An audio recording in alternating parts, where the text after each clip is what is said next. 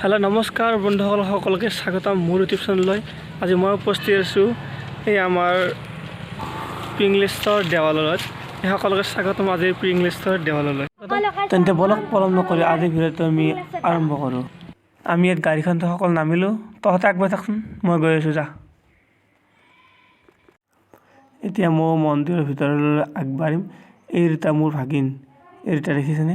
ইমান বদমাছ কৰি আছে আজি সিহঁতে, মানে কৈছোঁ আৰু।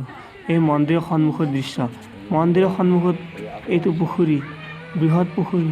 সঁচাকৈ মন্দিৰটো সৌন্দৰ্যই বেলেগ কৰি পেলাইছে। ঐতিহাসিক যি আমাৰ পুখুৰীটো সঁচাকৈ আপোনালোকে দেখিলে গম পাব, মানে ইয়াত আহি পেলাই বব্বেনটো চাওকচোন, কি ধুনীয়া দৃশ্য। সেউজীয়াৰ মত অৱস্থিত মানে মন্দিৰটো, চাৰিওফালে গছ গছনি পানী ভৰপূৰ।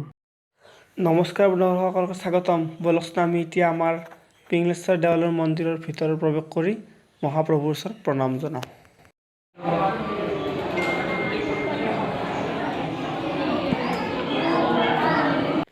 দেখিছেনে মন্দিৰটোৰ ভিতৰত এইটো যে আপোনাৰ মন্দিৰটোৰ ভিতৰত এটা পুখুৰী এটা আছে। ইয়াত এইটো বটল পানী ফুল এডাল আছে ইয়াত ফুটি থোৱা। সেইখন স্থাপন আগতেই মহাপ্ৰভু পুনৰুজ্জীৱিত আছে। ইয়াৰ পুখুৰীৰ বটলত পানী ভৰপূৰ হৈ আছে। দেখিছোঁ মই বাৰু যাবলৈ চেষ্টা কৰিম, পাৰিলে চিৰি আছে, বামুণক সুধি লওঁ। আন্ধাৰ ভিতৰত লাইট নাহে, আন্ধাৰ আছে। খিৰিকীখনৰ পৰাহে অলপ পোহৰ আহিছে বাৰু, সেইবাবে মই এইফালে আহিলোঁ এতিয়া ঘূৰি।